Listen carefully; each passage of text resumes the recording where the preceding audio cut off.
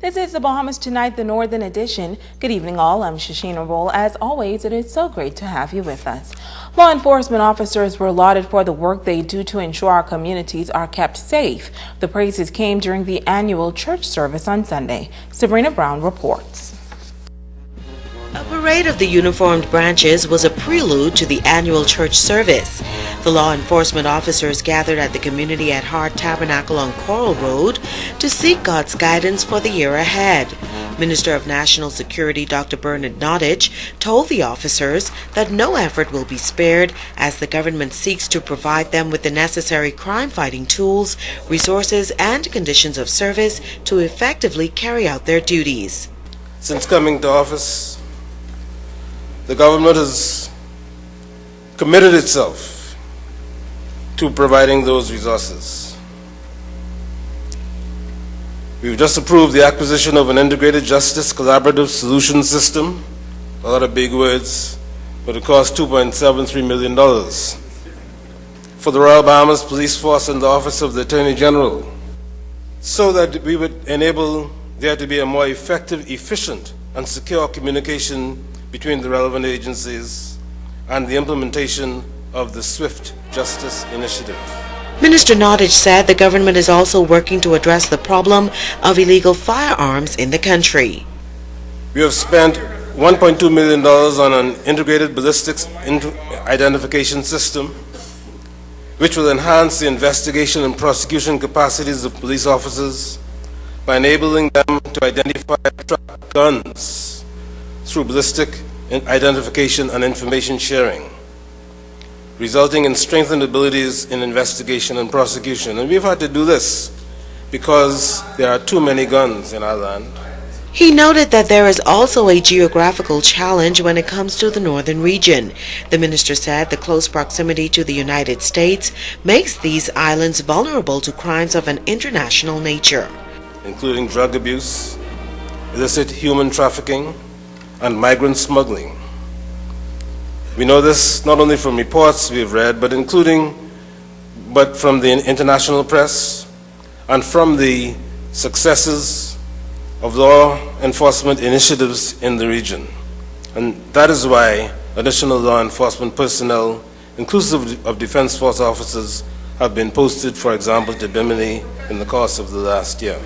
Senior pastor of Judah House of Praise, Reverend Keith Meadows, delivered a soul-stirring message. He told the officers that they need to be equipped both physically and spiritually as they aim to serve and protect.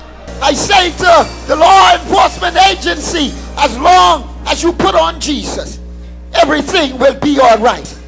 You should not leave your station unless you are equipped and that you put on the whole arm of God. And so I say to you, my brothers and sisters, this is not the time to take off your armor, but this is time to put them on. And when you put them on, understand that no weapon formed against you is going to prosper. Understand that if God is backing you up, don't you back down. Sabrina Brown, ZNS Network News. Thank you, Sabrina. Well, police are investigating a fire at the Bahamas Customs Warehouse in West End. Officers of the West End Police Station and the fire services were dispatched shortly before 2 on Friday morning and were able to put out the blaze, which was confined to documents on a desk in the office. The estimated cost of damage is unknown at this time. 2 suspected Haitian vessels were found in the area of Little Harbor, Abaco, just north of Winding Bay on Thursday night. Officers at the Marsh Harbor Police Station, along with Immigration and Defense Force officers, teamed up and arrested 32 Haitian migrants, 21 males and 11 females. Investigations are also continuing into this matter.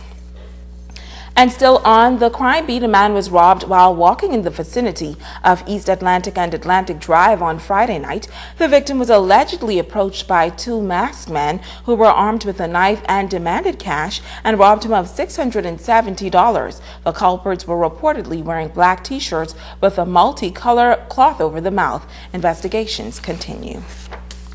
An adult male and 3 minors have been charged with robbery with violence. They are accused of attacking a man in the Caraval Beach area on Friday night and robbing him of a watch and $250 in cash. Switching gears now, the government will soon introduce to Parliament a compendium of intellectual properties legislation. It's an attempt to comply with the World Trade Organization's intellectual properties requirements.